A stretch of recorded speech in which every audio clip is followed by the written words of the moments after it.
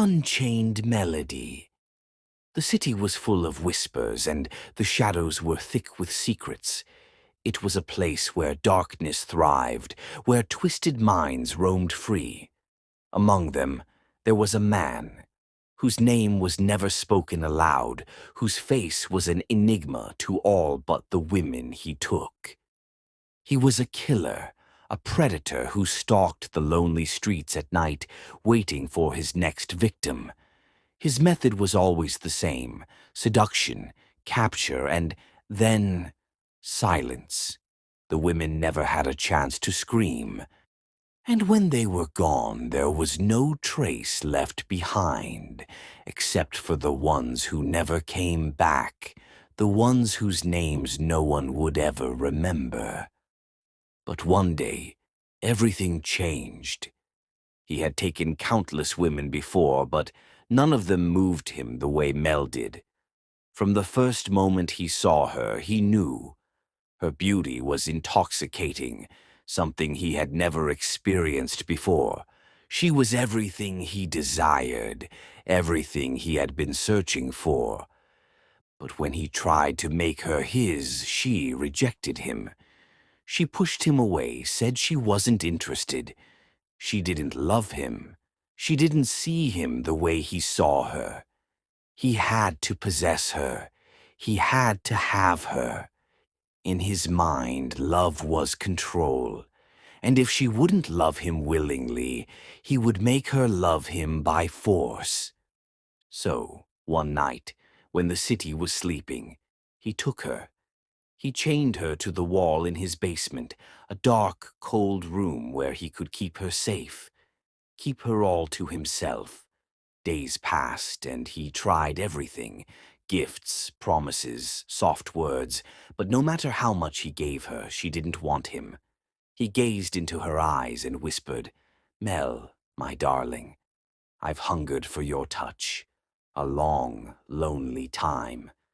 But no matter how he begged, no matter how many times he told her she was his, Mel remained cold, distant. Her beauty only intensified his obsession, but it also tore at his soul, because she couldn't love him back. As the days turned into weeks, his frustration grew. She was too beautiful, too perfect. The more he tried to make her his, the further away she became. But he couldn't bring himself to kill her. Not yet. Not until she was his. His obsession with Mel clouded his mind, his judgment. He became sloppy. The police were now onto him. They were getting close. Then, one evening, in a final burst of insanity, he got the idea that he didn't need to force her to love him. He could, in a sense, unchain her, set her free. After all, beauty like hers deserved to be preserved. The world didn't deserve her. He alone should be the one to keep her. In his twisted mind, releasing her was the final act of love. She was his, and no one else would ever touch her. And so, he chained her once more. But this time the chains were different, heavy, cold, unrelenting. He took her to the bridge overlooking the sea, his hands trembling with anticipation. Mel struggled to break out of the chains, but it was futile. Her breath caught in her throat as she realized what he had planned, a fate worse than anything she could have imagined. She tried to scream, but the weight of the chains and the suffocating grip of fear kept her silent. As he held her in his arms, he whispered one last time, "To the arms of the open sea, wait for me." The police spotted the killer and Mel on the bridge, their sirens wailing in the distance. But it was too late. Without hesitation, he threw her over, letting her go. She screamed in terror as she plunged toward the dark abyss that would be her watery grave.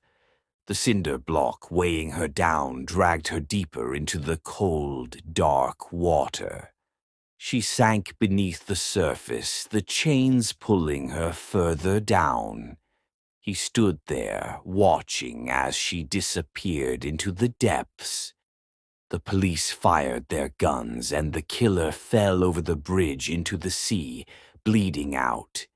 As he sank, he caught sight of Mel struggling beneath the surface.